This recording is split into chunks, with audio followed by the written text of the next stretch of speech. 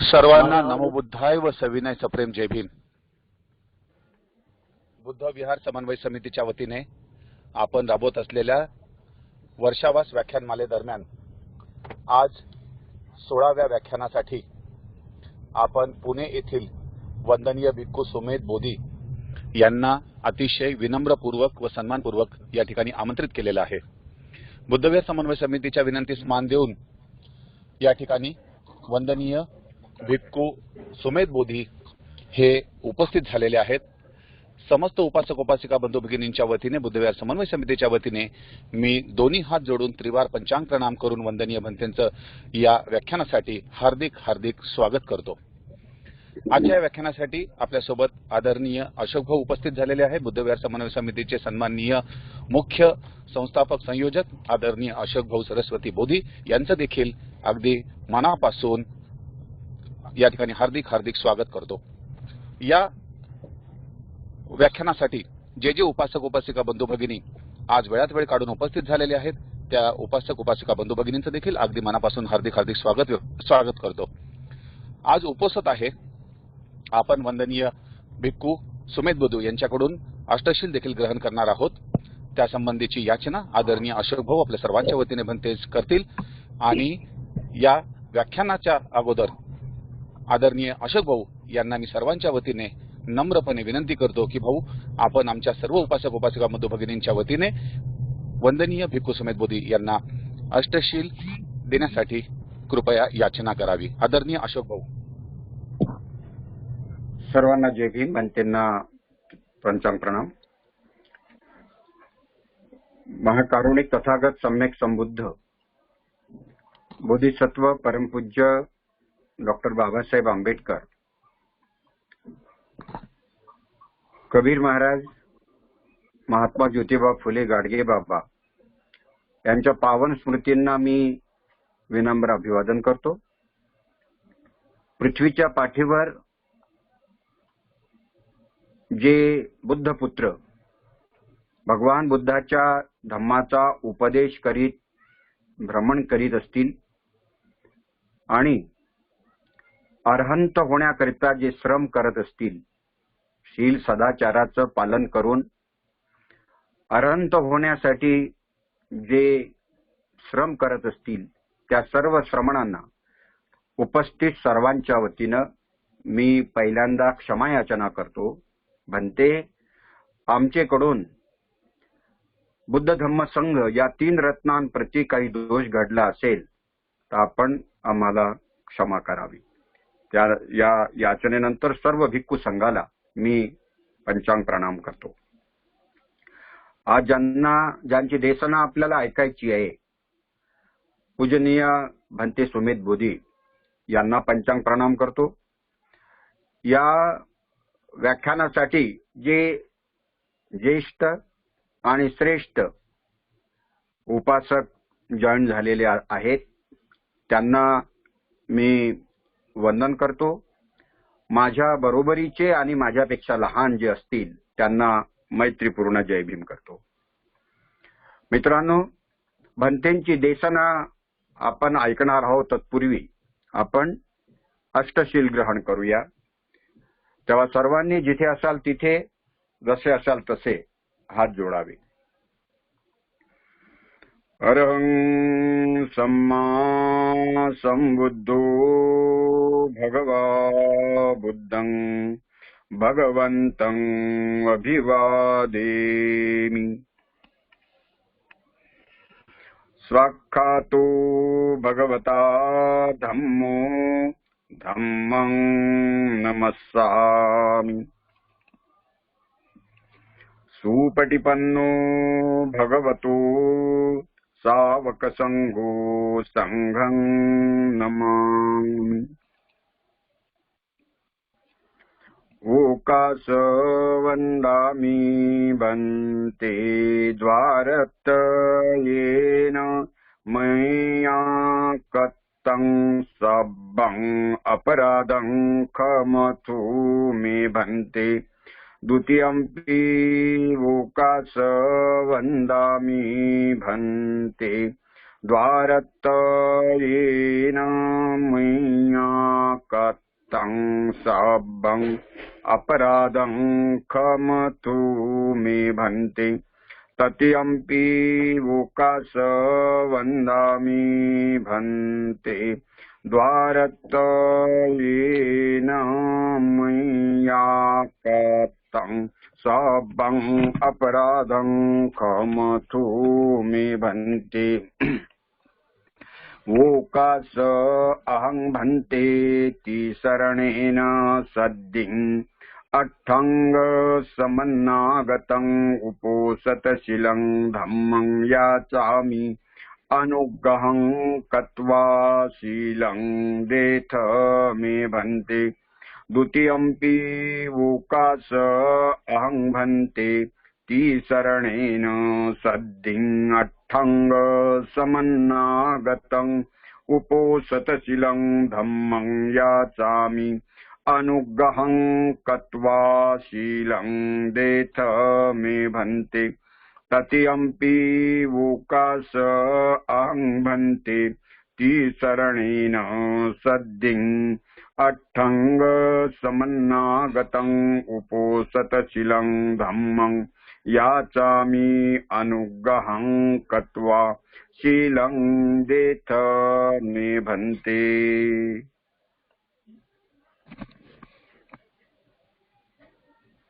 याचना द्या म्हणते, याचना केले अष्टशील द्या.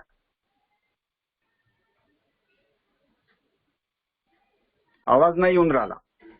बनतेंचा माईक सर म्यूट आहे, ते बंद आहे.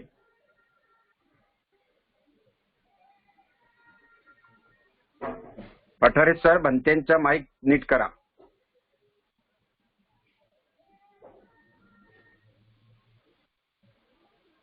बनते तुमचा आवाज येऊन नाही राहिला. बनते तुमच्याकडनं माईक म्यूट झालेला आहे. त्यांना बरोबर सांगा असं हे दाबा म्हणून. आता येत आहे का? हो आता येत आहे. आता येत आहे बनते. म्हणा यमंग तिथून सुरू करा.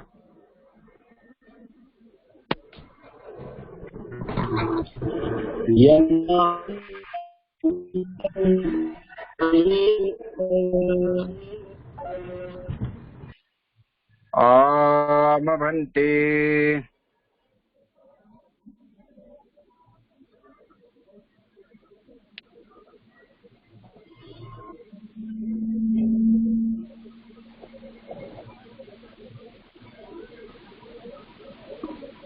नमो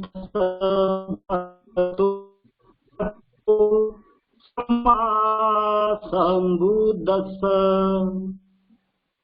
नमो तस्स भगवतो अरहतो सम्मा सम्बुद्धस्स.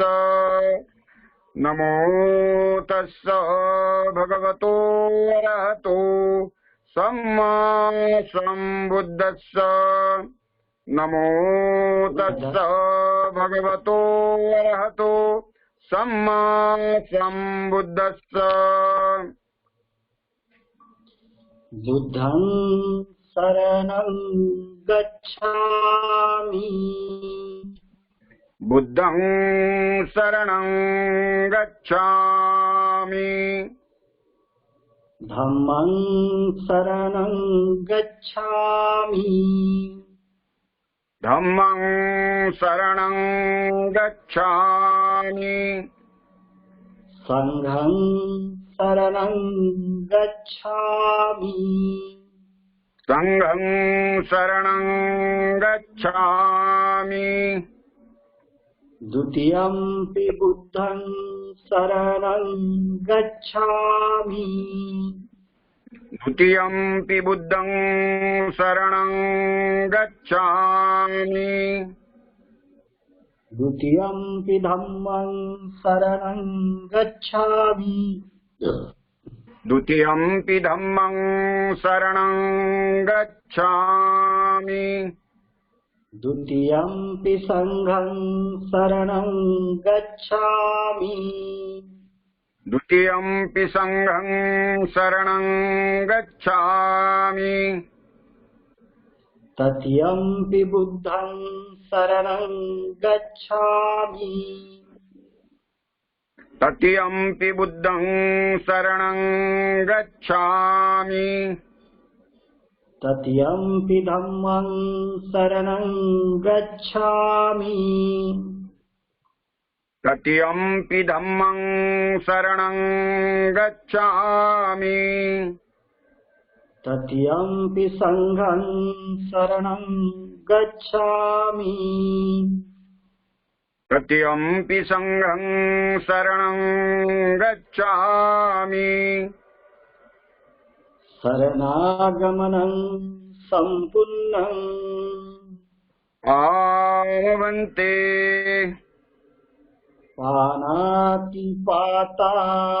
वेरमणि सिक्खापदं समादियामि पाणातिपाता वेरमणि सिक्खापदं समादियामि अदिन्नादाना वेरमणि सिक्खापदं समादियामि अदिन्नादाना वेरमणि सिक्खापदं समादियामि अब्रह्मचर्या वेरमणि सिक्खापदं समादियामि अब्रह्मचर्या वेरमणि सिक्खापदं समादियामि मुसावादा वेरमणि सिक्खापदं समादियामि मुसावादा वेरमणि सिक्खापदं समादियामि सुरामेरय मज्जपमादधाना वेरमणि सिक्खापदं समादियामि सुरामेरयमज्जपमादठाना वेरमणि सिक्खापदं समादियामि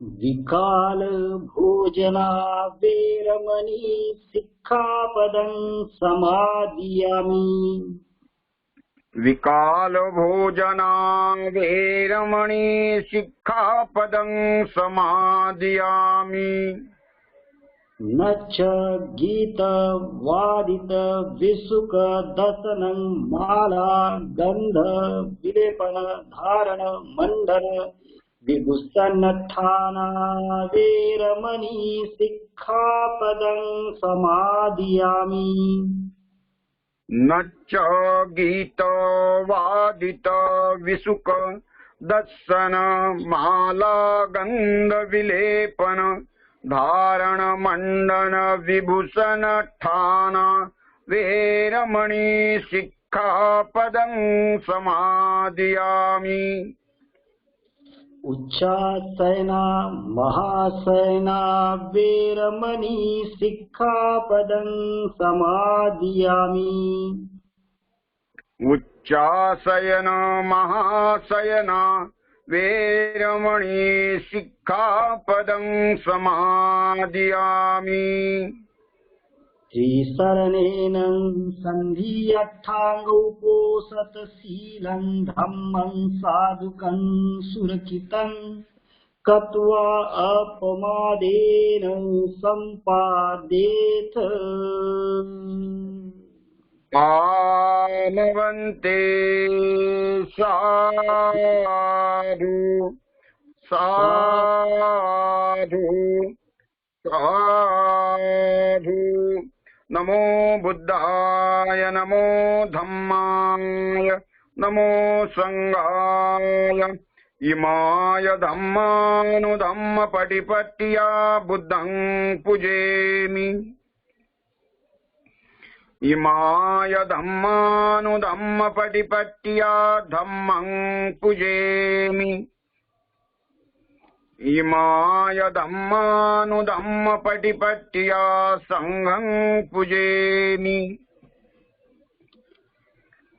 सर्वांना जय भीम. मित्रांनो, आज गेल्या महिन्याभरापूर्वी जे नियोजन केलं त्या नियोजनामध्ये रविवारी पाली भाषेतील बुद्ध धम्माचा बुद्धाची शिकवण या विषयावरती भंते यश काश्यपायन यांच्याशी बोलणं झालं होतं. कालपासून त्यांच्याशी बोलणं झालं, त्यांची ट्रायल घेण्यात आली आणि वेळेवर त्यांनी महत्वाचं काम आहे म्हणून सांगितलं की माझं आज जमत नाही. मागच्या रविवारी त्यांचं जमलं नाही आणि ही त्यांनी पूर्वकल्पना दिली. आज वेळेवर कल्पना दिली. आजचं उपोषण असल्यामुळं आज उपासकाच्या ऐवजी भिक्षूंनीच देशना द्यावी अशी आमची श्रद्धा असल्यामुळं वेळेवर भंते सुमत बुधी यांच्यासोबत संपर्क करावा लागला आणि त्यांनी आमची याचना स्वीकारली. त्याबद्दल आपल्या सर्वांच्या वतीनं त्यांचं मी मनापासून ऋण व्यक्त करतो. त्यांनी वर्षावासाचं महत्व या विषयावरती बोलायचं ठरवलं, परंतु आतापर्यंतचे मागच्या वर्षीचे झालेले व्याख्यानं आणि या वर्षीचे झालेले व्याख्यानं अनुभव असा आहे की जे भंतेजी यायचे ते वर्षावासाचं महत्व म्हटलं की मग गोपालक, उपोषण, अमुक उपसत, तमुक उपसत, एकच एक त्याचं रिपिटेशन खूप व्हायचं आणि त्यामुळं मला पण भीती वाटायला लागली की जर देशनेचं, प्रवचनाचं, व्याख्यानाचं जर रिपिटेशन झालं तर श्रोत्यांवरती त्याचा जो परिणाम, प्रतिकूल परिणाम होईल तो होता कामा नये. म्हणून भंतेंनी बुद्धाच्या जीवनामध्ये जे काही बुद्धाची शिकवणीतलं जे दार्शनिक दर्शनशास्त्र खूप मोठं शास्त्र आहे.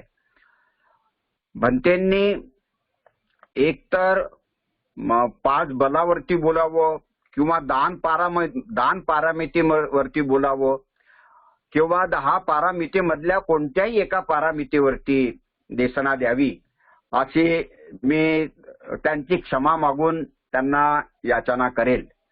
आणि जर त्यांना काही अडचण असेल तर त्यांनी जो निवडलेला विषय असेल त्याच विषयावर मग त्यांनी बोलावं.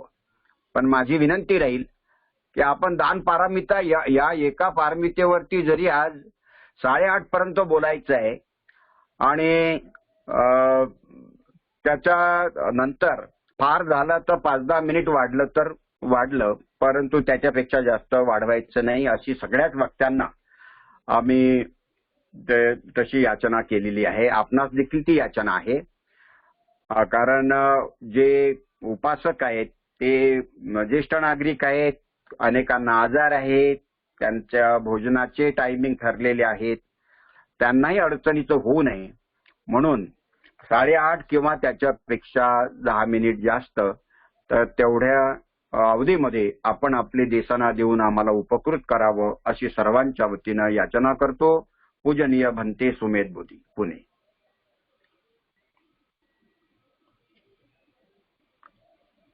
सर्वांपर्यंत मला कळेल का हे कुठून रिले होत आहे, कुठून बोलत आहात आपण?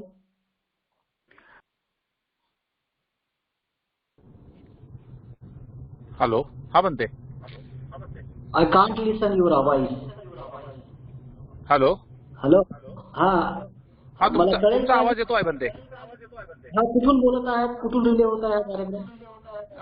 आता अशोक भाऊ जे आहेत ते नागपूरला आहेत आणि मी नाशिकला आहे आणि आपले श्रोते हे संपूर्ण महाराष्ट्रातून किंवा त्याच्याही पलीकडून इतर राज्यांमधून देखील जॉईन झालेले आहेत. आता किती लोक आहेत जॉईन झालेले? आज एक मिनिट आहे, लगेच आकडा सांगतो, 1 सेकंड. आता 107 उपासक उपासिका आहेत. 107. 107. ओके, 107 भरपूर आहेत मग. ठीक आहे, वा वा वा. हो हो, साधारण 134 पर्यंत हायएस्ट आकडा आतापर्यंत आपल्याला या वर्षीचा 16 व्याख्यानांमध्ये मिळालेला आहे. हा ठीक आहे, ओके, हा चालेल. तर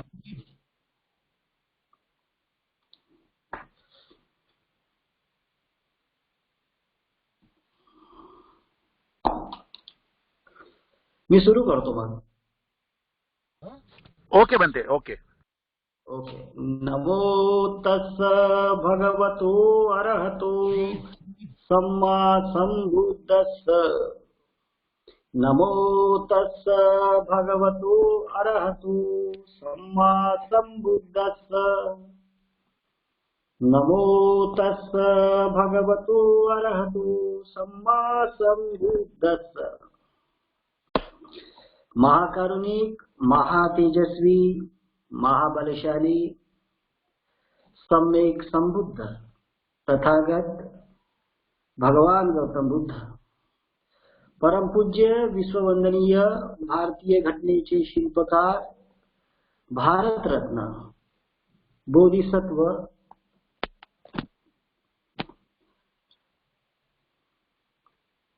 डॉक्टर बाबासाहेब आंबेडकर या माझ्या आदर्शांना मी सर्वप्रथम त्रिवार अभिवादन करतो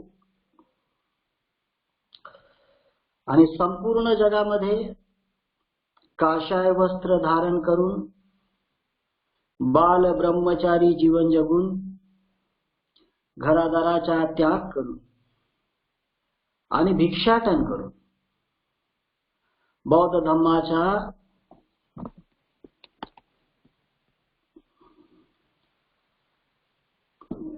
संपूर्ण जगामध्ये काशाय वस्त्र धारण करून बाल ब्रह्मचारी जीवन जगून घरादाराचा त्याग करून भिक्षाटन करून बौद्ध धम्माचा प्रचार प्रसार करणारे सर्व पूजनीय भिक्खू संघाला मी त्रिवार वंदन करतो. आणि काय होता यार, पुन्हा पुन्हा बंद होत आहे. हा, पण ऑडिओ क्लिअर येतो आहे बनते. हा, तसं व्यवस्था इथं आहे. एनिवे, तर बुद्ध विहार समन्वय समिती वर्षावास व्याख्यानमाला 2021 आणि ह्या व्याख्यानमालेचे आयोजक अशोक भाऊ बौद्ध,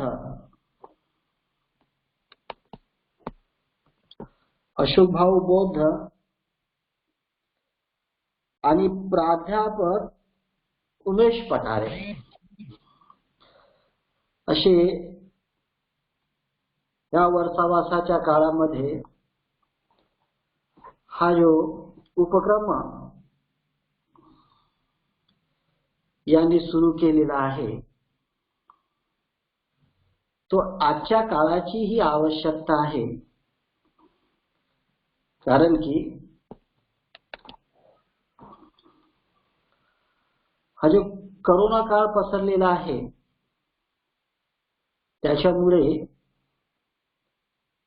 आपण सुद्धा याच्या सोशल मीडियाचा खूप चांगल्या प्रकारे उपयोग करून हा जो कार्यक्रम आपण आयोजित केला आहे त्या सर्वांच्या प्रती मी मंगल मैत्री करतो. आणि मी जरी उपासकांना पाहत नसेन पण सर्व श्रद्धावान उपासक आणि उपासिका बंधू आणि भगिनी, त्याबरोबर तरुण मुलं आणि तरुण मुली ह्या जे धम्म श्रवण करण्यासाठी मोठ्या श्रद्धेभावनेने बसलेले आहेत त्या सर्वांच्या प्रती मी विशेष मंगल मैत्री करतो.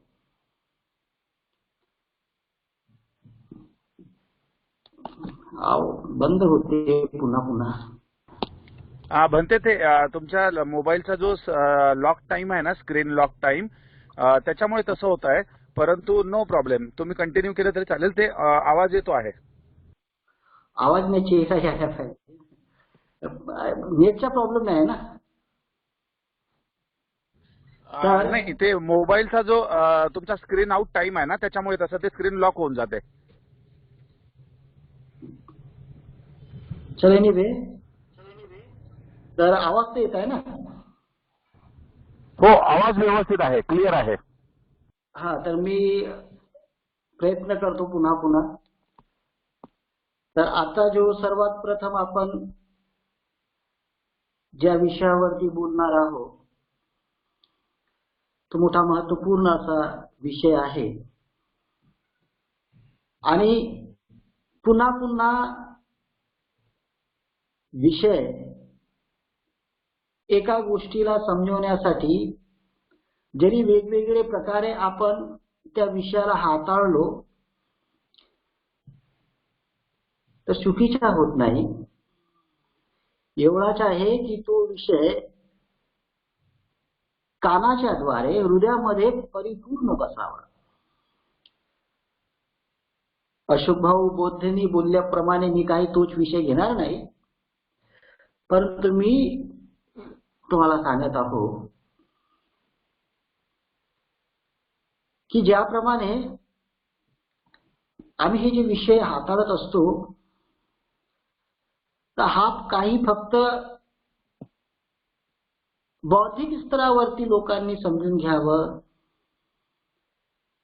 हा त्या मागचा हेतू तर आहे, पण त्या धम्माचा जो विषय असतो, धम्माचा विषय असतो की माणसाने तो विषय ग्रहण करायचा असतो. म्हणजे जो आम्ही धार्मिक विषयावरती बोलतो, धार्मिक विषय हा काही विद्यापीठ विषय नाही आहे की एका विद्यापीठामध्ये किती धर्म शिकलेले आहात आणि कशा प्रकारे तुम्ही धर्म जाणता आहात त्यावर तुम्हाला 100 मार्काचा पेपर सोडवायचा आहे असं नाही. हा जो धार्मिक विषय आहे, हा धार्मिक विषय जीवनामध्ये कशा प्रकारे उतरेल, जीवनामध्ये कशा प्रकारे त्याचा आचरण करता येईल, आमच्या जीवन धम्मानुसार कसा घडेल, आमच्या जीवन धम्ममय कसा होईल, आम्ही ह्या धम्मपथावर कशा प्रकारे आपला जीवन नेऊन चालून ह्या पथावरती, हा जो धार्मिक विषय असतो हा काही विद्यापीठी विषय नाही आहे की बौद्धिक स्तरावरती जाऊन आपल्याला 100-200 मार्काचा पेपर सोडवायचा आहे. हा विषय जो आहे धार्मिक विषय, हा विषय आहे की समोरच्या व्यक्तीच्या माझ्या बोलण्याने कल्याण व्हावा, त्याच्या मंगल व्हावा, तो माझ्यावर प्रभावित होऊ नये, त्याच्याने त्याला काही मिळणार नाही, माझ्या शब्दावरती प्रभावित होऊ नये, त्याच्याने त्याला काही मिळणार नाही. तो भगवान बुद्ध जे उपदेश देतात ते म्हणतात पुन्हा पुन्हा की मी जो उपदेश तुम्हाला देत आहो ते उपदेश तुम्ही धारण करा. काय करा? धारण करा. मी जे तुम्हाला उपदेश देत आहो त्या उपदेशाला तुम्ही धारण करा. म्हणून सर्वात फर्स्ट आपण एक गोष्ट क्लिअर केल्या पाहिजे की जो धार्मिक विषय असतो तो बुद्धिविलासाचा विषय नाही, आपण बुद्धीच्या स्तरावर समजून घेण्याचा विषय आहे, पण बुद्धिविलासाचा विषय नाही. आम्ही बुद्धीच्या स्तरावरती गोष्ट समजतो आणि मग ती आमच्या हृदयामध्ये चिंतन मनन करण्यामध्ये, आमच्या तर्कामध्ये त्या गोष्टीला समजून उमजून आम्ही आमच्या ह्या जीवन पद्धती चालतो. कोणी म्हटला म्हणून चालत नाही. जे काही आम्हाला पटण्यासारखं असतं, आमच्या बुद्धीला समजण्यासारखं असतं, त्या अनुषंगाने आम्ही जीवन जगत असतो. एकदम क्लिअर आहे हे सगळ्या गोष्टी. यामध्ये कोणत्याही प्रकारचा शब्दखेळ नाही, सर्वांच्या मनोरंजन करण्याचा हेतू नाही. धार्मिक विषय हा मोठा पॉवरफुल विषय आहे. या धर्माच्या नावाने लोक, समाज या देशाचे राज्यकर्ते बनले. या धर्माच्या नावाने लोक गुलाम बनले. धर्माच्या नावाने लोक उंच उंच ठिकाणी प्रस्तुत झाले. धर्माच्या नावाने सर्व राज्य बळकवण्यात आले. धर्माच्या नावाने माणसाला गुलाम करण्यात आले. हा विषय काही बुद्धिविलासाचा विषय नाही. किती इम्पॉर्टंट सब्जेक्ट आहे हा, किती इम्पॉर्टंट सब्जेक्ट आहे. आपण पाहतो आमच्या समाजामध्ये शैक्षणिक विकास व्हावा, आमच्या शैक्षणिक विकास व्हावा म्हणून आपण किती जागरूक असतो. आमच्या मुलाबाळांना चांगल्या कॉलेजमध्ये टाकतो, चांगला एज्युकेशन देतो. एज्युकेशनामध्ये कुठल्याही प्रकारची कमतरता राहावी नाही म्हणून आई वडील किती कष्ट करतात, मुलांना किती सहाय्य करतात, त्याला फॉरेनला पाठवतात शिक्षणासाठी. तर आम्ही आमच्या समाजातील लोक शैक्षणिक प्रगती व्हावी म्हणून मोठे सजग असतात. आम्ही काय सर्व समाजातील लोक, आणि तो एक चेहरा आहे की ह्या समाजाचा विकास झाला, शैक्षणिक विकास झाला. कसा शैक्षणिक विकास झाला? त्या समाजातील लोक शिक्षणाप्रती जागृत आहेत. त्या समाजातील लोक ज्ञानाप्रती जागृत आहेत. त्या समाजातील लोक नवनवीन शिक्षण मिळवण्यासाठी जागरूक आहेत. देश परदेशामध्ये जाण्यासाठी जागरूक आहेत. तर आपण थोडा ढोबळ मनाने म्हणू शकतो की ह्या समाजाची शैक्षणिक प्रगती झालेली आहे, शैक्षणिक विकास झाले आहे त्याच्या. आणि एखादा समाज ज्याचा आर्थिक विकास झालेला आहे, आपण कसं समजू की त्या समाजामध्ये सर्वच लोकांजवळ काम आहे, पैसा आहे, नोकरी आहे, बिझनेस आहे. आणि त्या समाजाला बेरोजगारीची चिंता नाही, कारण की त्या समाजामध्ये हा जो इकॉनॉमिकल डेव्हलपमेंट झालेला आहे, त्यामुळे त्या समाजातील कुठल्याही व्यक्तीला बेरोजगारीची चिंता नाही आहे की माझा कसं होईल, काय होईल, कसं होईल, काय होईल. त्याला माहित आहे की माझ्या समाजामध्ये इकॉनॉमिकल डेव्हलपमेंट झालेलं आहे, त्यामुळे त्याला सहजासहजी आई वडिलांचा बिझनेस त्याला मिळेल, आई वडिलांची प्रॉपर्टी त्याला मिळेल, त्याच्यावर तो बिझनेस करेल. म्हणजे तो सक्षम आहे इकॉनॉमिकल आपला कार्य करण्यासाठी, पैसा कमवण्यासाठी. म्हणजे तो समाज ज्या समाजामध्ये पूर्णपणे सक्षम झालेला आहे आर्थिकतेच्या बाबतीत, आर्थिकतेच्या बाबतीत जो समाज सक्सेस झालेला आहे, आपण असं समजू शकतो. उदाहरणार्थ घेऊयात आमचे सिंधी, शीख बांधव, मुस्लिम बांधव, जैन बांधव, मारवाडी बांधव, हे काय झालेले आहे? हे आर्थिक क्षेत्रामध्ये मजबूत झालेले आहे. यांच्याकडे मोठमोठे बिझनेस आहेत. तर आपण असा समजू शकतो की ह्या समाजाचा आर्थिक विकास झाला. त्याचप्रमाणे सामाजिक विकास, राजकीय विकास, या दोन विकासाकडे आपण पाहतो. तर जो राजकीय विकास आहे की त्या समाजातील लोक एक मत आणि एक मूल्य, एक मत आणि एक मूल्य या प्रती ते सजग आहेत. ते सतत विचार करत असतात. विचार करत नाही तर करूनही दाखवतात की आमच्या व्यक्ती आमदार झाल्या पाहिजे, खासदार झाल्या पाहिजे, देशाच्या सत्ता हस्तगत केल्या पाहिजेत, देशाची सत्ता हस्तगत केल्या पाहिजेत म्हणून ते फक्त विचार करत नाही, ते तसे करूनही दाखवतात. तर आपण काय म्हणू, काय समजू की हा जो समाज आहे याचा राजकीय विकास झालेला आहे. आणि सामाजिक विकास,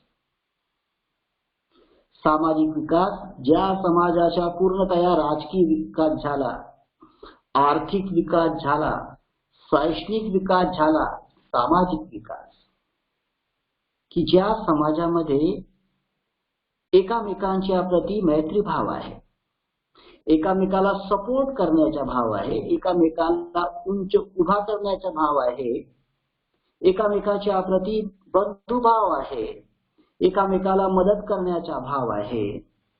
आणि त्याचबरोबर ज्या समाजामध्ये काही अंधश्रद्धा असतील, चालीरीती असतील, अंध मान्यता असतील, त्या उकळून फेकण्यासाठी तो समाज सतत जागृत आहे. म्हणजे तो सर्व क्षेत्रामध्ये जागृत आहे आणि जे सर्व क्षेत्र आहे त्या सामाजिक विकासामध्ये अंतर्भूत होत असतात.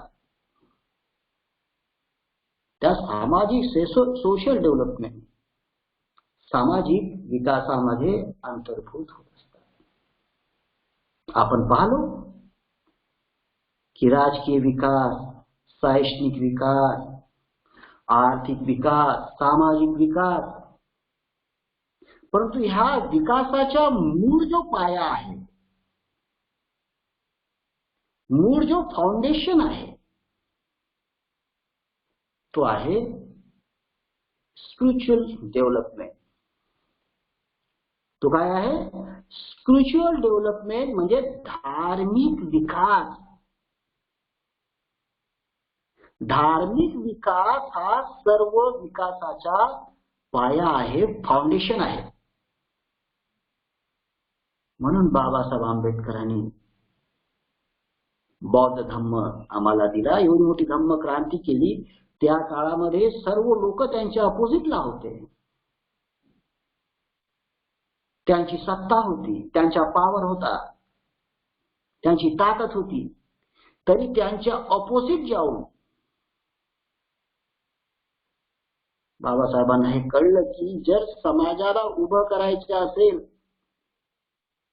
समाजाला सक्षम करायचं असेल, समाजाला आपल्या पायावरती उभं करायचं असेल, त्याला त्याच्या मानसिकतेला बंधनमुक्त करायचे असेल, गुलामीतून मुक्त करायचे असेल तर बौद्ध धम्माशिवाय पर्याय नाही. आणि फक्त बौद्ध धम्म काही लोकांसाठी नाही, तर संपूर्ण भारतीय समाजामध्ये, या भारतीय संपूर्ण समाजाला आवश्यक असणारा जर कोणता एक धम्म असेल तर तो धम्म आहे बौद्ध धम्म. आणि धम्म म्हणजे धर्म परिवर्तन करण्याचाच एक हेतू नव्हता. बाबासाहेब आंबेडकरांचा एवढा छोटासा हेतू नव्हता. धर्मातून आपण त्या धर्मामध्ये धर्म परिवर्तित व्हावं, नाही. धर्म परिवर्तन करण्याचा मूळ कारण होता की आमच्या समाजाचा पूर्णतया विकास व्हावा. आणि तो विकासाचा जो पाया आहे तो आहे धर्म परिवर्तन, रिव्होल्युशन ऑफ धर्म. धर्म परिवर्तन हा त्याचा पाया आहे. म्हणून बौद्ध धम्म हा बाबासाहेब आंबेडकरांनी आपल्याला दिला की हा जर पाया मजबूत झाला, यांचा शैक्षणिक विकास, यांचा आर्थिक विकास, यांचा सामाजिक विकास, यांचा राजकीय विकास सुद्धा कोणी रोखू शकत नाही. यांच्या, माझ्या समाजाच्या, माझ्या देशबांधवाच्या जर फाउंडेशन बौद्ध धम्माचा मिळाला तर यांना कोणीही प्रगती करण्यासाठी, प्रगती पथावरती जाण्यासाठी कोणीही रोखू शकत नाही. कोणाची हिंमत नाही, कोणाची ताकद नाही की त्यांना रोखतील. तर धम्म किती महत्वपूर्ण आहे, किती महत्वपूर्ण आहे. धम्म मोठा महत्वपूर्ण आहे आणि बौद्धांसाठी तर धम्म खूप खूप महत्वपूर्ण आहे. आम्ही लोकांना धम्म नव्हता. कोणताही असा एवढा महान वैज्ञानिक बौद्ध धम्म आम्हाला मिळाला. आणि हा जो बौद्ध धम्मानुसार आमचा समाज जर घडला नाही, आमचे लोक जर घडले नाही, तर आम्ही खूप मोठा म्हणजे लॉस आपण होणार आपला. तर बौद्ध धम्मानुसार जीवन जगण्यासाठी हा जो वर्षावासाचा काळ आहे, हा मोठा महत्वपूर्ण असा काळ आहे. वर्षावासाचा जो काळ आहे ना, तो मोठा महत्वपूर्ण असा काळ आहे. तो का महत्वपूर्ण आहे? हा काळ आपल्यासाठी का महत्वपूर्ण आहे? बौद्ध उपासक आणि उपासिकांसाठी, बौद्ध बांधवांसाठी. कारण की आपण पाहतो या वर्षावासामध्ये 4 पौर्णिमा येतात. आषाढ पौर्णिमा, श्रावण पौर्णिमा, भाद्रपद पौर्णिमा, अश्विन पौर्णिमा, असे 4 प्रकारचे पौर्णिमा येतात आणि कार्तिक पौर्णिमा. आणि ह्या 4 पौर्णिमा इतक्या महत्वपूर्ण असतात आपल्यासाठी. पौर्णिमा ह्या तर पवित्र आणि पवित्र आहेतच. पौर्णिमा ह्या पवित्र आहेत आपल्यासाठी. परंतु जो हा काळ आहे, हा जो आपल्याला 3 ते 4 महिन्याचा काळ आपल्याला मिळतो, हा आपला धार्मिक विकास करण्यासाठी इम्पॉर्टंट आहे. असो भाऊ Bodhi, are you listening to मी?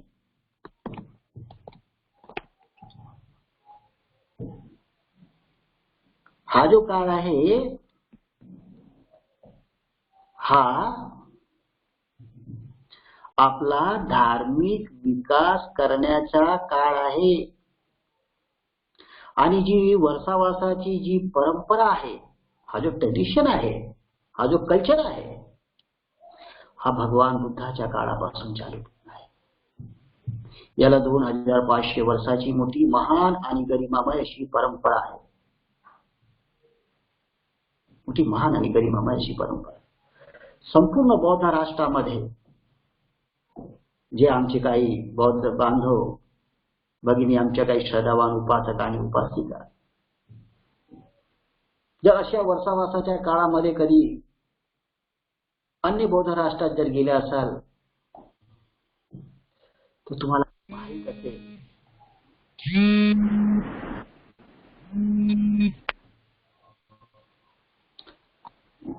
की तिथे ह्या काळामध्ये किती उत्सवपूर्ण वातावरण असते. विहार असे चमकत असतात. भगवान बुद्धाची मूर्ती इतक्या लांबूनच सुंदर दिसायला लागते की ते मनात भरून जाते. उपासक उपासिका विहारामध्ये येणाऱ्या जाणाऱ्या असतात. धम्म पालन करणारे असतात. धम्माचे आचरण करणारे असतात. धम्माचा अभ्यास करणारे असतात. आपल्याला माहिती आहे, जर गेल्या नसेल तर मी सांगतो. अभ्यास करणारे असतात उपासक उपासिका. आणि ज्याप्रमाणे विहारामध्ये हा वर्षावासाचा कार्यक्रम सुरू असतो, ही विनय पिटकाद्वारे भिक्षू भिक्षुणी ह्या वर्षावासाच्या काळामध्ये स्वतः धम्म शिकत असतात. उपासक उपासिकांना धम्म शिकवत असतात. स्वतः आपल्या शीलामध्ये पुष्ट होण्याचा प्रयत्न करीत असतात परिश्रमपूर्वक. उपासक उपासिका सुद्धा आपल्या शीलामध्ये परिश्रमपूर्वक प्रतिष्ठापित होण्यासाठी प्रयत्न करत असतात. समाधीमध्ये पुष्ट होण्यासाठी प्रयत्न करीत असतात.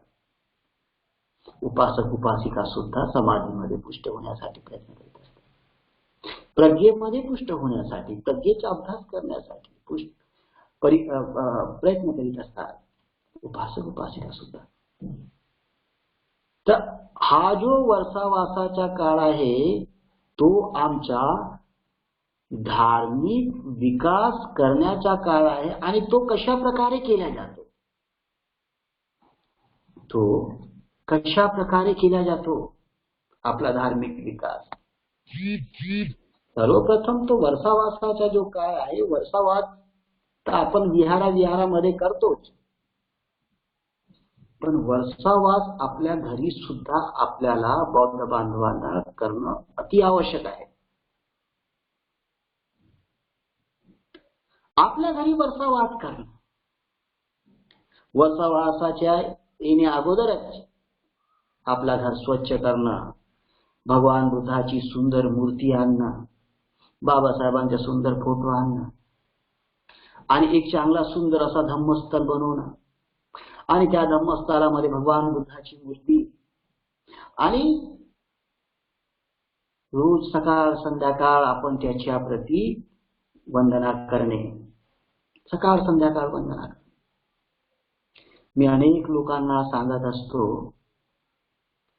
घरामध्ये जातो त्यांच्या 60-60 हजाराच्या 1-1 लाखाच्या LCD टीव्ही आहेत आपल्या बौद्ध बांधवांच्या घरामध्ये. फ्रीज काय, आणि इतका त्यांनी पैसा इन्व्हेस्ट केलेला आहे अन्य वस्तूमध्ये, आणि केल्या पाहिजे असं नाही. लक्झरियस लाईफ आम्ही लोकांनी जगल्या पाहिजे, बौद्धांनी लक्झरियस लाईफ जगल्या पाहिजे, त्याला काही चिंता नाही. लक्झरियस लाईफ जगा, परंतु तुमच्या घरच्या असलेल्या 50-60 हजाराची जी LCD टीव्ही आहे त्याच्या अर्ध्या किमतीची तर बुद्धाची मूर्ती घ्या. तुमच्या घरामध्ये अर्ध्या किमतीची तर बुद्धाची मूर्ती घ्या, की तुम्ही बुद्धासोबत, धम्मासोबत, संघासोबत आणि परमपूज्य बाबासाहेब आंबेडकरांच्या विचारासोबत हे 4 महिने जीवन जगावे. हे जे 4 महिन्याचे 3 महिने 3-4 महिने जे काही मिळतात आपल्याला, ते मला बुद्धासोबत जीवन जगू दे, मला धम्मासोबत जीवन जगू दे, मला संघासोबत जीवन जगू दे, माझ्या मुलाबाळांना बुद्धासोबत धम्मासोबत संघासोबत जीवन जगू दे, माझ्या आई वडिलांना बुद्धा धम्म संघासोबत जीवन जगू दे, माझ्या कुटुंबियांना. हे 3-4 महिने बुद्ध धम्म आणि संघासोबत जीवन जगू दे. अरे लाईफ टाइम जगायचे आहे, पण हे जे 3-4 महिने आहेत हे मोठ्या सजगतेसाठी आहेत, हे शिकण्यासाठी आहेत की how to live with Buddha Dhamma and Sangha to all life, how to live. आणि म्हणून आपल्या घरामध्ये असे घरातले अनेक मुलं असतात, आई वडील असते, विहारात जाऊ शकत नाही आणि भरपूर लोक ते विहारात जातच नाही. परंतु त्यांना कळेल की आमचा हा ट्रेडिशन काय आहे, आमचा कल्चर काय आहे. जेव्हा आम्ही आपल्या घरामध्ये वर्षावासाचा हा कार्यक्रम आयोजित करतो, आपल्या घरामध्ये स्वतः धम्मस्थल करून रोज सकाळ संध्याकाळ सकाळ संध्याकाळ काय करतो? धम्म अभ्यास करतो. काय करतो? काय करतो आपण? धम्म अभ्यास करतो. To develop our spirituality, to develop our family spirituality. म्हणजे आम्ही स्वतःचा धार्मिक विकास करतो, आमच्या घरामध्ये असलेल्या कुटुंबियांचा धार्मिक विकास करण्यासाठी सहाय्यक होतो. आणि हे कोणाचे काम आहे? कुटुंब प्रमुखाचे काम आहे. घरातल्या कर्त्या धर्त्या व्यक्तीचे काम आहे की जो सुख मला लाभेल तो माझ्या कुटुंबाला लाभला पाहिजे. आणि तो कसा लागते? आपण थेरोटिकली जे आहे, ज्याला आपण म्हणतो की परियत्ती, म्हणजे जे आपण ऐकलो आहो, वाचलो आहो, आणि हे जे प्रज्ञा आहे ना, हे श्रुतमय प्रज्ञा, चिंतनमय प्रज्ञा, भावनामय प्रज्ञा, तर आम्ही जेव्हा हा वर्षावासाच्या आपल्या घरी कार्यक्रम करत असतो, कार्यक्रम म्हणजे सकाळ संध्याकाळ स्वतःच्या धार्मिक विकास करण्यासाठी आम्ही काय करतो? तर आपल्या घरामध्ये धम्मवंदना करतो. धम्मवंदना करणं खूप खूप मंगलदायक आहे. खूप खूप मंगल. सुत्तपीठ कशासाठी आहे? धम्मवंदना करतो. रोज आम्ही मनाला एकाग्र चित्त करण्याचा अभ्यास करतो. रोज आम्ही प्रज्ञावंत होण्याचा, मॅच्युअर्ड होण्याचा, परिपक्व होण्याचा अभ्यास करतो. आणि त्या अगोदर आम्ही दान देण्याचा सुद्धा अभ्यास करतो. काय करतो आम्ही? निदान 15 मिनिट, 20 मिनिट, 1 तास आपल्या घरातील सर्व लोक बसून धम्मग्रंथाचे वाचन करणे, ध्यान भावना करणे, मंगल मैत्री करणे, दान पारमिता माझी पुष्ट हो म्हणून हे असे जेव्हा आम्ही उपक्रम करतो, अर्धा तास का होईना, 1 तास का होईना, पण प्रॅक्टिकली करतो. आणि जे काही मग आपण वाचत असतो, ऐकत असतो, ते आपल्या अनुभवाच्या कसोटीवर आम्हाला स्वतःला समजते. तो दुसरा तिसरा काय आम्हाला सांगेल.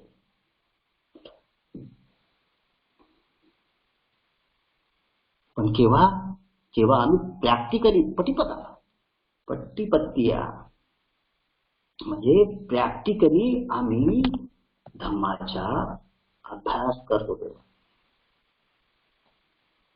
तर प्रॅक्टिकली धम्माचा अभ्यास करायला इम्पॉर्टंट आहे, जास्त महत्व आहे.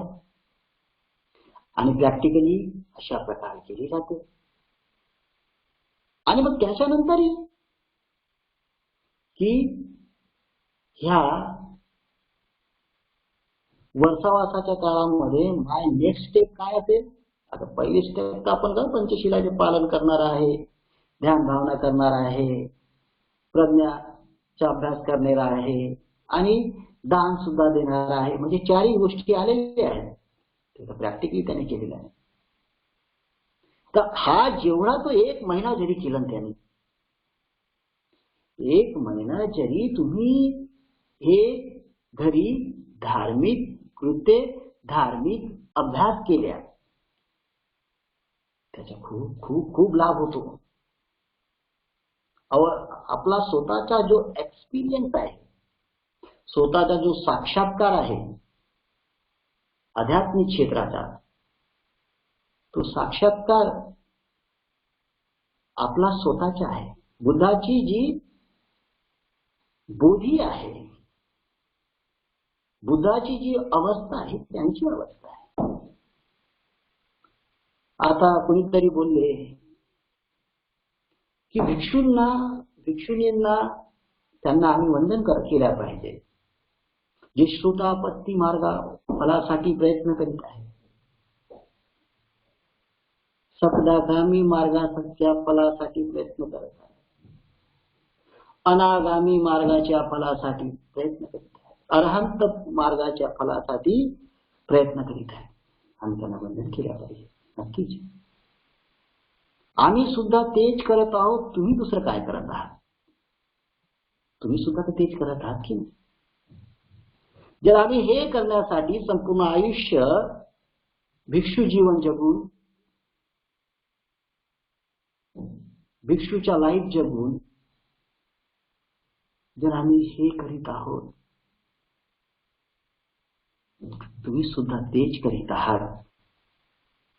हा जो बौद्ध धम्म आहे, आता 4 परिषद आहेत. कोणती परिषद? भिक्षू परिषद, भिक्षुणी परिषद, उपासक परिषद, उपासिका परिषद. हे 4 लोक आहेत. आपण अनेक लोक जाणत असाल की भगवंताच्या काळामध्ये आणि आजही असे अनेक उपासक आणि उपासिका आहेत जे त्यांनी अवस्था प्राप्त केलेली आहे. आजही उपासक उपासिका आहे. अरे कोणी उपासक उपासिका भिक्षूला वंदन करते तर काहीतरी तिची अपेक्षा, तिची अवस्था असेल की नाही? भिक्षूच्या धम्म श्रवण करण्यात धन्यता मानते तर काहीतरी तिची अवस्था असेल की नाही? भिक्षुप्रती आपल्या मनामध्ये श्रद्धा ठेवते, विश्वास ठेवते, दयाभाव ठेवते तर काहीतरी त्यांच्या मनामध्ये अवस्था असेल की नाही? जी संघाला मानते तिच्या मनात मध्ये काहीतरी अवस्था असेल की नाही? की ती उभीच मानते? लोक मानतात मी मानतो असं नाही. उपासक उपासिकामध्ये तो श्रद्धाभाव आहे, त्या अवस्था आहेत. त्या अवस्था उपासक उपासिकांमध्ये आहेत. त्या काळामध्ये होत्या, ह्या काळामध्ये. आणि ह्या काळामध्ये भिक्षू त्या मार्गावरती चालत आहेत. तर आम्ही आलो आपल्या मूळ विषयावरती की कशा प्रकारे हा वर्षावार उपासक उपासिकांनी पालन करावं, कशा प्रकारे वर्षावासाचं पालन करावं. आम्ही ह्या 4 गोष्टी शिकलो. पहिली गोष्ट काय शिकलो? आमच्या घरामध्ये धम्मस्थल असल्या पाहिजे. धम्मस्थल का असल्या पाहिजेत? त्याचा सुद्धा मोठा विषय आहे. तो सुद्धा विषय एखाद्या वेळेस मी तुम्हाला सांगेन किंवा माझ्या YouTube वरती भदंत सुमेध बोधी असं सबस्क्राईब करा. तिथे माझे प्रवचन आहे, त्यामध्ये सुद्धा मी हे सांगितलेलं आहे. तर आपल्या घरामध्ये धम्मस्थळ असायला पाहिजे. घर सुंदर असा, नीटका, स्वच्छ. या लहान लहान गोष्टी नाही आहेत. याचा खूप मोठा प्रभाव जीवनावरती होतो, मनावरती होतो. त्या जरी आपल्याला असा लहान लहान गोष्टी वाटत असल्या ना, याचा खूप मोठा प्रभाव आपल्या मनावरती होत असतो, आपल्या जीवनावरती होत असतो. आपला घर स्वच्छ असल्या पाहिजे. या 4 महिन्यामध्ये अगोदरपासून आपण तशी पूर्व तयारी करून घेतल्या पाहिजे. घरामध्ये सुंदर धम्मस्थळ असल्या पाहिजे. रोज सकाळ संध्याकाळ अगरबत्ती लावा, मेणबत्ती लावा, इच्छा असेल तर दिवा लावा छोटासा. रोज सकाळ संध्याकाळ घरातल्या प्रत्येक व्यक्तीने, आईने मुलाला सांगायचे, बाळा आज तू इथे बसून पंचशील तरी मान. वर्षावासाचे दिवस सुरू आहेत ना, मग तुला वर्षावास काय हे समजलं पाहिजे की नाही? मुली जरी कॉलेजला जात असले थांब, तुला समजल्या पाहिजे की बौद्ध धर्मामध्ये वर्षावास कसा म्हणतात, बस तिथे 15 मिनिट तरी बस, पंचशील म्हणून द्या भगवान बुद्धाच्या सोबत, त्रिवार वंदन करून द्या. आणि तुझ्या जवळ 10 रुपये असतील, 5 रुपये असतील, 2 रुपये असतील, दान कर. रोज दान काय केले पाहिजे याचा सुद्धा मोठा विषय आहे. रोज दान का केल्या पाहिजे, दान कर. आणि त्याच्यानंतर मुलाला मन भटकत असेल, पतीच्या मन भटकत असेल, स्वतःचा जरी मन भटकत असेल, थोडासा अग्नीचा अभ्यास करूया. मनाला एकाग्रचित्त करण्याचा अभ्यास करूया आपण सर्व मिळून. मुलीला मनाच्या कशाला त्रास घेतस तू एवढा, कशाला ताणतणावात घेतस? अरे आपल्याला बौद्ध विद्वानाचा धम्म मिळालाय, तथागत भगवान बुद्धाचा मोठा महान धम्म मिळालेला. आम्ही मनाला एकाग्रचित्त करण्याचा अभ्यास करूया. मुलाला सांगायच्या बात एकाग्रचित्ताचा. आणि प्रज्ञावंत हो, फुवरपणा नको. माणूस फुवरपणानं सोबत नाही, वाचाळपणेनं तो सोबत नाही. अनेक लोक समजून जातात हा कुठून आला, काय त्याची कॅटेगरी आहे. फुवरपणा नाही, वाचाळपणा नाही. Be matured about the life. खूप परिपक्व हो जीवनाबद्दल. सत्य काय आहेत समजून घे. Rules and regulation of the nature, निसर्गाचे नीती नियम काय आहेत समजून घे. बी मॅच्युअर. रडतोस कशाला, हतबल कशाला होतोस, निराश कशाला होतोस, उदास कशाला होतोस? अज्ञानापायी. दुःखी कशाला होतोस? अज्ञानापायी. हे जे सिंटेक्स होतात माणसाला, हे अज्ञानापायी आहेत की. अहंकारी होतो, अहमपणा दाखवतो, मीपणा दाखवतो. जेवढा वृद्ध होत जातो तेवढा अजून तो अजून दाखवतो. वृद्धत्वपणाचा सुद्धा आपला एक वेगळा अहंकार असतो माणसाला. We are the Buddhist. Be mature to our thinking. आमचं बोलणं, वागणं आणि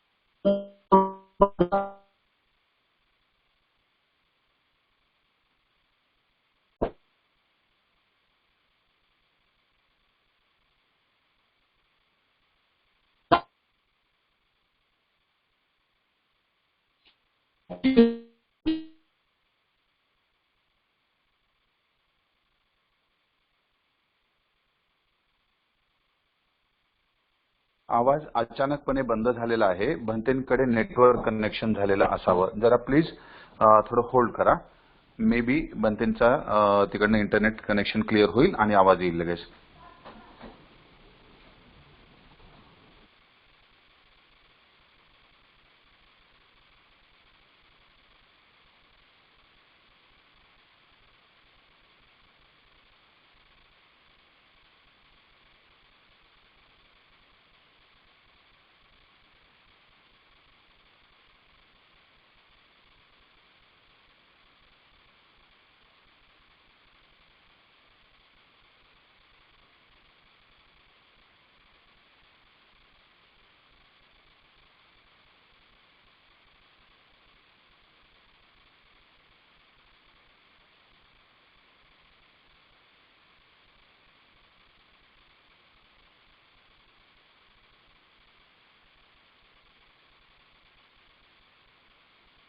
म्हटलं की वेळ संपली म्हणून डिस्कनेक्ट झालेला आहे की काय?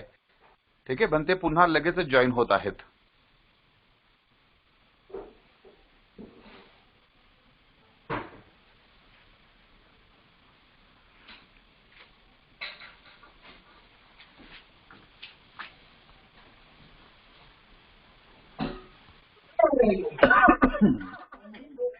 भाऊ भंते पुन्हा जॉईन होत आहेत. हा. त्यांना असं ते ऍक्च्युली डायरेक्ट डिस्कनेक्ट झाले. त्यांना असं वाटलं की वेळ संपली म्हणून डिस्कनेक्ट झालो आहे की काय, परंतु त्यांना सांगितलं मी आपोआप डिस्कनेक्ट झालेला आहे, तर ते मग पुन्हा जॉईन होत आहेत. ठीक आहे. काय त्यांच्याकडे थोडा इंटरनेटचा इश्यू झाला. हा जॉईन झाले, भंते जॉईन झाले. एक मिनिट. हा भंते झाले आहेत. हा भंते आवाज येतो. हा भंते आवाज येतो.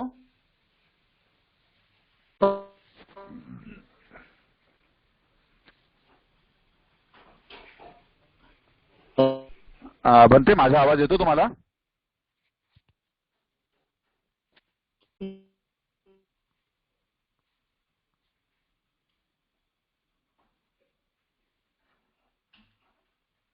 हा मला वाटतं बहुतेक इंटरनेटचा इश्यू झालेला दिसतो आहे, कारण की कनेक्शन हँग झालेलं. हा भंते जॉईन झाले. येस भंते आवाज येतो. तुमचा व्हिडिओ दिसतो आहे. हा तुमचा व्हिडिओ दिसतो आहे.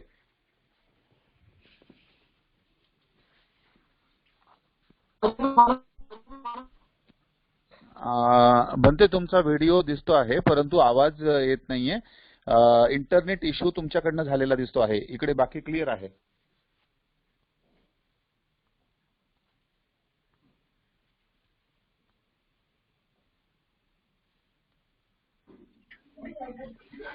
हा भाऊ हा संपून घ्या. हो चालेल. येस मला वाटतं बहुतेक वेळही झालीच आहे. भंतेंकडे इंटरनेटचा प्रॉब्लेम झालेला आहे. ते पण ट्राय करतात कनेक्ट होण्यासाठी, पण ठीक आहे. आता एक आपण 8:42 झाले. हो हो आपण थांबूयात आता. हा ते पुन्हा डिस्कनेक्टेड झाले आहेत, म्हणजे इंटरनेटचा विषय. तर असं आपण भंतेंनी जी देशना दिली त्याबद्दलचा साधुवाद व्यक्त करूया. साधू साधू साधू. वंदनीय भिक्खू सुमेध बोधी यांनी आपल्याला आज उपोषणाच्या दिवशी या वर्षावास कालावधी दरम्यान जी काही धम्मदेशना दिलेली आहे त्याबद्दल भंतेंना आपण सर्वजण त्रिवार पंचांग प्रणाम करून साधुवाद देऊयात आणि खूप खूप ऋण व्यक्त करूयात. भंते आम्ही आपले आभारी आहोत. आपले खूप खूप ऋण व्यक्त करतो. आदरणीय अशोक भाऊ यांना नम्रपणे विनंती करतो की त्यांनी कृपया मंगल कामना व मंगल मैत्री घेऊन आजच्या या व्याख्यानाची सांगता करावी. मित्रांनो, वेळेवर का होईना भंते सुमेध बोधी यांनी आपल्याला अष्टशील दिलं आणि आपल्या परीनं त्यांनी आपल्याला देशना पण दिली. आपण त्यांच्या ऋणात राहूया. जे जे आजारी असतील ते आजारातून लवकर बरे होत, ज्यांच्या घरी मृत्यू झाला असेल त्यामुळे निर्माण झालेलं जे दुःख असेल त्या दुःखातून सर्व लोक बरे होत,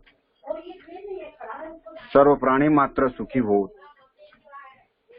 शत्रूही सुखी हो, मित्रही सुखी हो, अशी मंगल कामना करण्यासाठी आपण हात जोडा.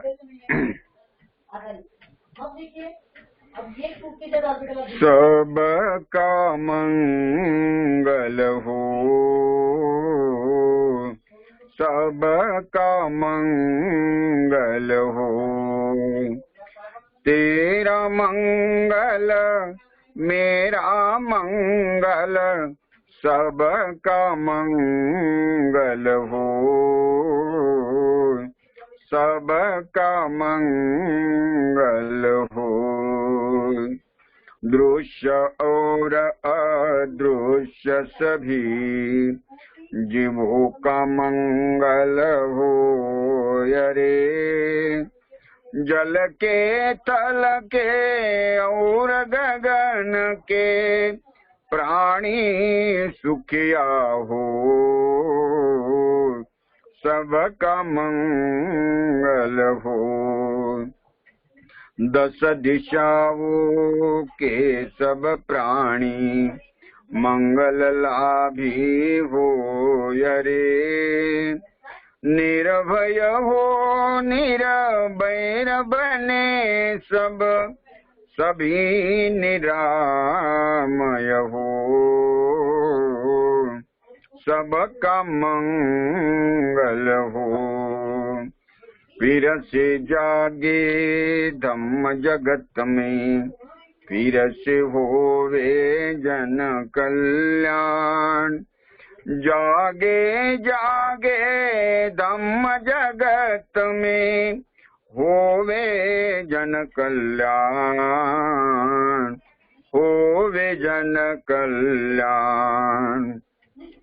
राग द्वेष मोह दूर हो जावे, जागे शील समाधि ज्ञान। जन जन के दुखड़े मिट जावे, फिर से जाग उठे मुस्कान, जाग उठे मुस्कान। जागे जागे धम्म की वाणी, मंगल मूल्य महाकल्याणी। जागे बुद्ध सदृश कोई ज्ञानी, होवे सुखी सब जग के प्राणी। सबका मंगल, सबका मंगल हो, सबका मंगल हो। तेरा मंगल मेरा मंगल, सबका मंगल हो, सबका मंगल हो। सब पाप सकरणं कुशलस्य उपसंपदा, सचित्त परियोदपनं एतं बुद्धानुशासनं। धम्मं चरे सुचरितं नतं दुच्चरितं चरे, धम्मचारी सुखं सेति अस्मिन् लोके परमित। न तावता धम्मधरो यावता बहुभासति, योऽप्पम्पि श्रुत्वानं धम्मं कायेन पश्यति, सवेदम्मधरो होति यो धम्मं नपमज्जति। नाथि मे शरणं अय्यं बुद्धो मे शरणं वरं, एतेन सच्चवज्रेण होतु मे जयमङ्गलम्। नाथि मे शरणं अय्यं धम्मो मे शरणं वरं, एतेन सच्चवज्रेण होतु मे जयमङ्गलम्। नाथि मे शरणं अय्यं संघो मे शरणं वरं, एतेन सच्चवज्रेण होतु मे जयमङ्गलम्। नमो बुद्धाय, नमो धम्माय, नमो संघाय। साधु साधु साधु। इमाय धम्मानुधम्म पटिपट्टिया बुद्धं पूजयामि। इमाय धम्मानुधम्म पटिपट्टिया धम्मं पूजयामि। इमाय धम्मानुधम्म पटिपट्टिया संघं पूजयामि। सर्वांना मंगल मैत्री देऊन सगळ्यांचे आभार मानतो आणि काही सूचना असतील तर पठारे सर सूचना करतील, अन्यथा कार्यक्रम संपल्याची उद्घोषणा करतील। उद्या आपण सोमवारी पूजनीय भंते विनय बोधीप्रिय यांची देशना ऐकू। सर्वांनी मोठ्या संख्येनं, जास्तीत जास्त संख्येनं आपण उपस्थित राहून पुण्य संपादन करावं अशी याचना करतो, विनंती करतो। आदरणीय पठारे सर।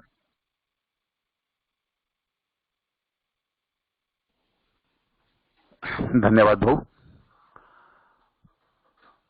वंदनीय भिक्खू सुमोद बोधी यांनी आपल्याला आज अतिशय उत्कृष्ट अशी धम्मदेशना दिलेली आहे. बुद्धविहार समन्वय समितीच्या विनंतीस मान देऊन वंदनीय भिक्खू सुमेध बोधी आपल्यासोबत उपस्थित राहिले आणि आपल्याला जी धम्मदेशना दिली त्याबद्दल बुद्धविहार समन्वय समितीच्या वतीने आपल्या समस्त उपासक उपासिका बंधू भगिनींच्या वतीने बनतेंचे आभार व्यक्त करतो आणि त्यांचे ऋण देखील व्यक्त करतो. त्याचबरोबर आदरणीय अशोक भाऊ सरस्वती बोधी यांचे देखील मनापासून खूप खूप आभार व्यक्त करतो आणि आजच्या या व्याख्यानासाठी वेळात वेळ काढून उपस्थित असलेले 117 उपासक उपासिका बंधू भगिनी व त्यांचे कुटुंबीय यांचे देखील मनापासून खूप खूप आभार व्यक्त करतो. आजच्या व्याख्यानासाठी श्रद्धेय भिक्खू विनय बोधीप्रिय हे देखील उपस्थित होते. अर्थात हे लवकर लक्षात आलं नाही. आमच्या बनतेंचा मेसेज आला तेव्हा कळलं की बनते जॉईन झालेले आहेत. बनते आपणास दोन्ही हात जोडून त्रिवार पंचांग प्रणाम करतो. उद्या आपण वंदनीय भिक्खू विनय बोधीप्रिय यांना ऐकणार आहोत, यांचे देशना ग्रहण करणार आहोत.